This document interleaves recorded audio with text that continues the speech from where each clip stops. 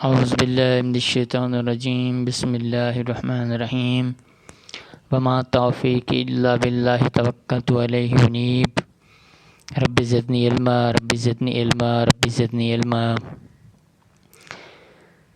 عزیز طلباء، میں محمد عابد lecturer Chenab college چھنگ آپ سے مخاطب ہوں۔ پچھلے لیکچرز میں ہم نے حصہ معروضی سال اول میں ادبی اصطلاحات میں سے تشبیہ اور استعارہ آپ کو سمجھایا۔ آج آپ کے سامنے تلمیح سمجھائیں گے جس کا تعلق ادبی اصطلاحات سے ہے۔ تلمیح کا ایک ٹیبل آپ کے سامنے بنا دیا گیا ہے: حرف، علم، زبان، لغوی معنی اور تعریف۔ تلمیح کا تعلق علم بدیع سے ہے۔ بدیع کا مطلب انوکھا، نایاب، نادر، اور علم بدیع کے لحاظ سے کلام کو لفظی اور معنوی خوبیوں سے مزین کرنا علم بدیع کہلاتا ہے۔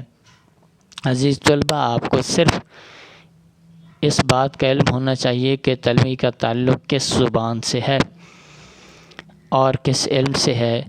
اس علم کا آپ کو پتہ ہونا چاہیے۔ علم بدیع کی تعریف جاننا مکمل طور پر آپ کے لیے ضروری نہیں، صرف اگر پوچھا جائے تو یہی پوچھا جاتا ہے اس کا تعلق کس علم سے ہے۔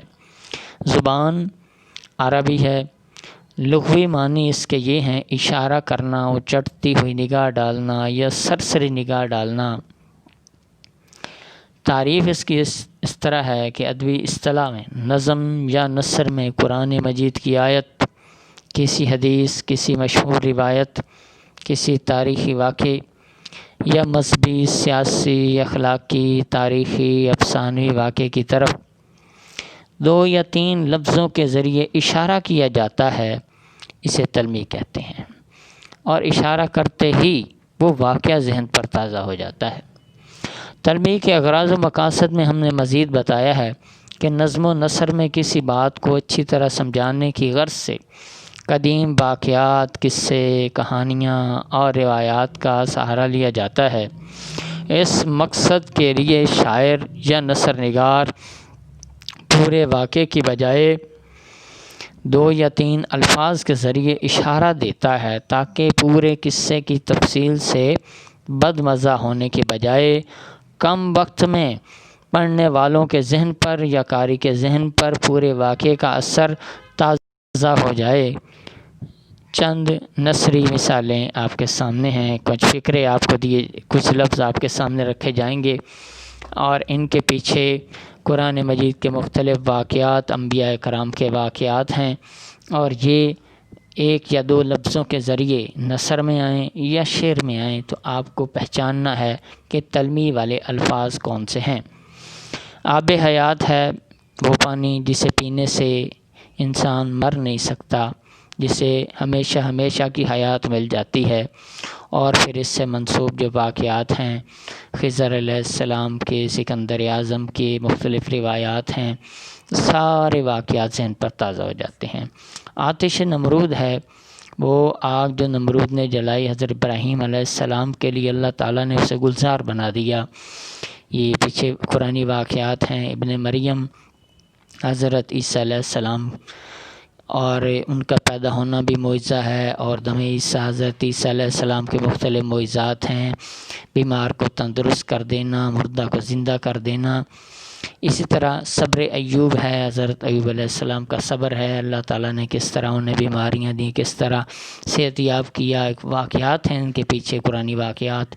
حسن یوسف، مکمل سورہ یوسف کا اس میں واقعہ تازہ ہو جاتا ہے ذہنوں پر کہ حضرت یوسف علیہ السلام کا جو حسن ہے وہ کتنا متاثر کن تھا۔ چاہے یوسف وہ کنواں جہاں یوسف علیہ السلام کو ان کے سوتیلے بھائیوں نے پھینکا، پھر آگے مزید واقعات ہیں قافلے والے اور مصر میں فروخت کے، آگے گنجے قارون، حضرت موسیٰ علیہ السلام کے دور کا واقعہ ہے۔ قارون جو بڑا مالدار تھا، جس نے زکوٰۃ سے انکار کیا، اور پھر اللہ کا عذاب آیا اور زمین پھٹ گئی، اپنے خزانوں سمیت دفن ہو گیا۔ کوہ طور وہ پہاڑ جہاں حضرت موسیٰ علیہ السلام اللہ تعالیٰ کی ذات سے ہم کلام ہوتے تھے۔ کشتی نوح، حضرت نوح علیہ السلام کی کشتی، جن میں صرف وہ لوگ سوار ہوئے جو ایمان لائے تھے، 950 سال کی تبلیغ میں، پھر اللہ تعالیٰ نے ان کو ہی زندہ رکھا اور باقی بارشوں کے عذاب سے سب مر گئے۔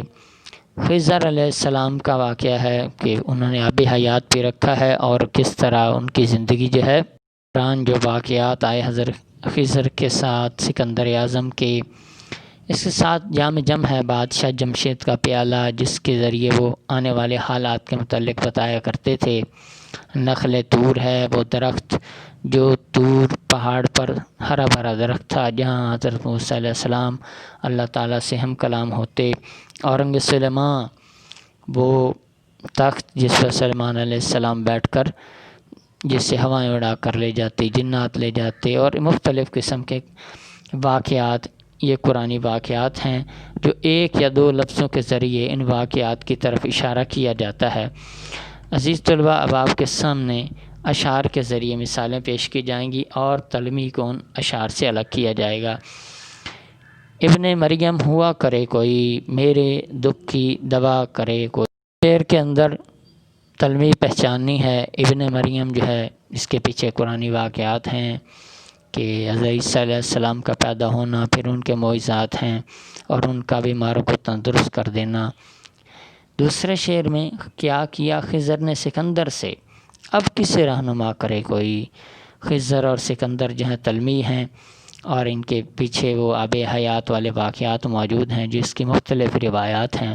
تو عزیز طلباء، یہ ہم نے آپ کو تلمی سمجھائی ہے، اس کی نثری مثالوں سے بھی، اشعار والی مثالوں سے بھی تلمی کے اغراض و مقاصد بتائے، اور تلمی مکمل طور پر آپ کو سمجھائی ہے۔ اب ہم آپ کے سامنے عزیز طلباء، سالانہ امتحان میں ادبی اصطلاح تلمی میں سے کثیر الانتخابی سوالات کے جوابات کیسے آتے ہیں، اب ہم آپ کے سامنے یہ معروضی پیش کرتے ہیں۔ تلمی کس زبان کا لفظ ہے؟ 4 ممکنہ جوابات دیے گئے ہیں، فارسی، عربی، اردو، ہندی۔ تو بے جواب درست ہے عربی۔ تلمی کے لغوی معنی کیا ہیں؟ 4 جوابات ہیں، کنارہ، سہارا، اشارہ، دوبارہ۔ تو جیم جواب اشارہ درست ہے۔ تلمی کا تعلق کس زبان سے ہے؟ علم بیان، علم بدیع، علم الاسنام، علم ایہام۔ تو تلمی کا تعلق جیم جواب یہ بے جواب درست ہے، علم بدیع سے تعلق ہے۔ ان الحق کیا ہے؟ استعارہ، تلمی، تشبیہ، وجہ تشبیہ۔ تو یہ بے جواب جو ہے ان الحق جو ہے تلمی ہے، یہ درست جواب ہے۔ آ رہی ہے چاہے یوسف سے صدا، دوست یہاں تھوڑے ہیں اور بھائی بہت۔ اس شعر میں تلمی کیا ہے؟ اس شعر کے اندر جو تلمی ہے وہ چاہے یوسف ہے، دال جواب درست ہے۔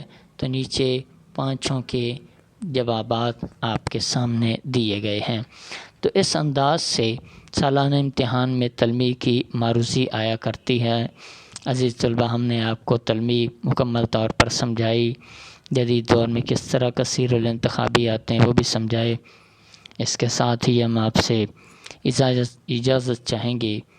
اللہ حافظ۔